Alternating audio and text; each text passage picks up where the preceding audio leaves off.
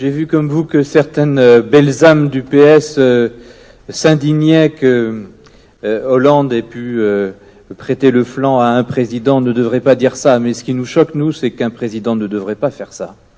Il ne devrait pas faire ce quinquennat de droite alors qu'il a été élu par des voix de gauche. Et le problème qui se pose à nous aujourd'hui, c'est bien de savoir si, oui ou non, ça continue. Est-ce que ce quinquennat de droite, cette politique de droite, continue, s'empire? C'est la seule question.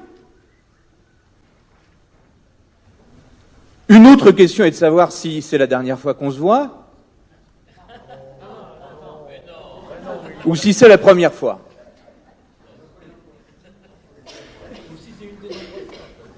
Moi, je pense que ça doit être la première fois, et je pense qu'il faut jusqu'au bout pousser les feux d'une candidature d'union de toutes les gauches dans toutes les couleurs des gauches. Parce que c'est comme ça qu'on gagne. C'est comme ça qu'on gagne les luttes sociales.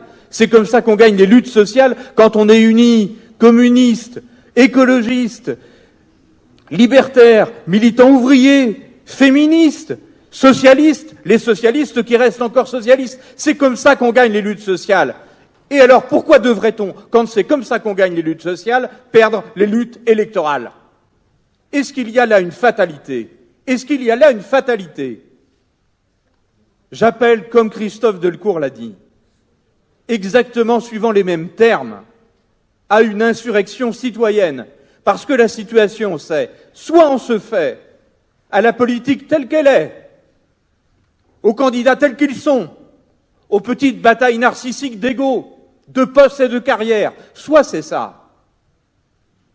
Soit on se fait jusqu'au bout les candidats qui portent à partir du programme, parce que notre candidature, c'est ce programme partagé, c'est un programme de mandature, soit on se fait jusqu'au bout, jusqu'au dépôt dernier de la candidature, les partisans de l'unité, de l'union de toutes les gauches.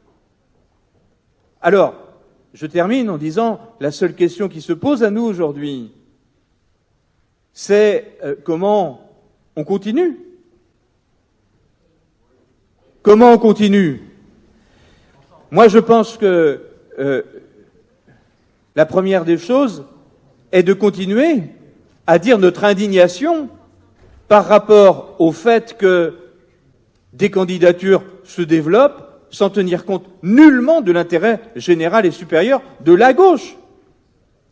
Et je pense qu'il faut qu'on continue également à monter dans les villes, peut-être un par mois, de ces rencontres qui co-construisent un programme de gauche. Et que, oui, peut-être, après la primaire socialiste, juste à la sortie de la primaire socialiste, on réorganise à Paris une grande conférence, peut-être plus qu'ici, en posant sur la table notre responsabilité historique. Notre responsabilité historique est de voir la gauche éliminée du second tour.